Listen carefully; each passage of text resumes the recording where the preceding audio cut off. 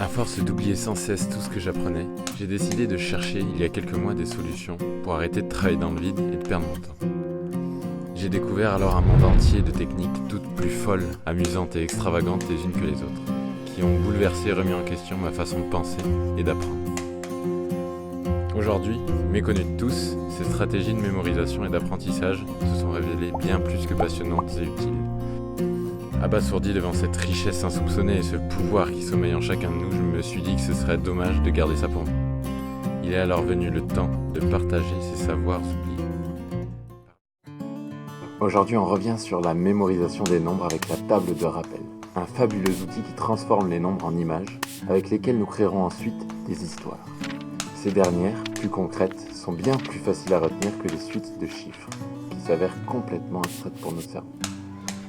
Si vous voulez avoir un exemple avec les tables de multiplication, je vous renvoie à la vidéo qui s'affiche en haut à gauche.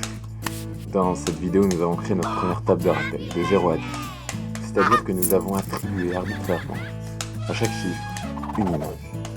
Mais si cette petite table de rappel est très facile et rapide à créer, elle reste assez limitée. Elle convient très bien pour les multiplications, les dates historiques par exemple, mais elle ne suffit plus pour de longues séries de chiffres. Les images ont tendance à revenir, l'histoire devient rébarbative, moins riche de nouveautés, d'inattendues, et moins mémorable en fin de compte. Il devient vite très difficile de ne pas se mélanger. Mais une solution existe, elle demande malheureusement un peu plus de travail et d'investissement.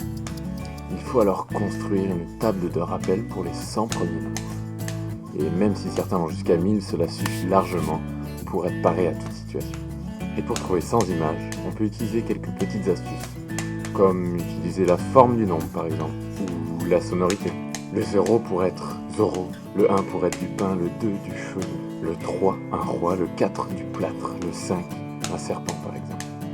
Mais vous pouvez aussi choisir la première image qui vous vient à l'esprit. Ça a été mon cas pour le 7 par exemple, avec l'image des nains qui est naturellement venue à moi. Le but est donc de trouver ces images, celles qui vous parlent le plus ou celles qui viennent le plus vite. Je vous ai déjà donné quelques techniques pour vous aider à faire le lien entre images et chiffres, comme la forme, le son.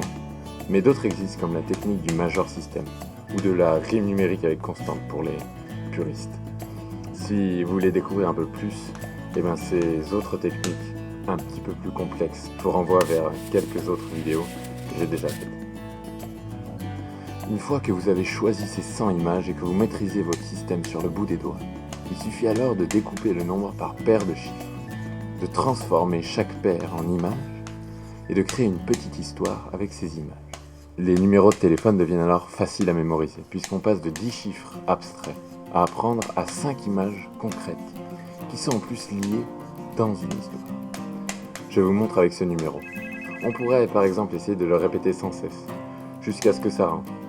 On pourrait se dire qu'un gigantesque éléphant joue l'équilibriste avec une bière sur la tête et rend hommage en même temps à son défunt mari Sid et décore la croix avec une chaussette. Donc ce sont bien sûr mes images et je vous décode tout ça pour que ce soit un peu plus clair pour vous. Alors le 06 pour moi c'est un éléphant, donc le 76 ça me fait penser à écossaise au niveau de la sonorité, donc j'ai choisi une bière pour imager ce concept.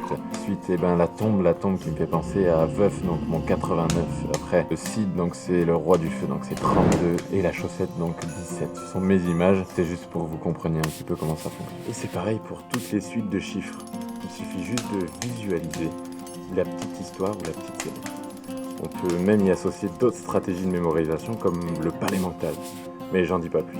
Et voilà, vous savez maintenant retenir tous les chiffres. Plus la peine de se prendre la tête. Il vous reste juste à appliquer.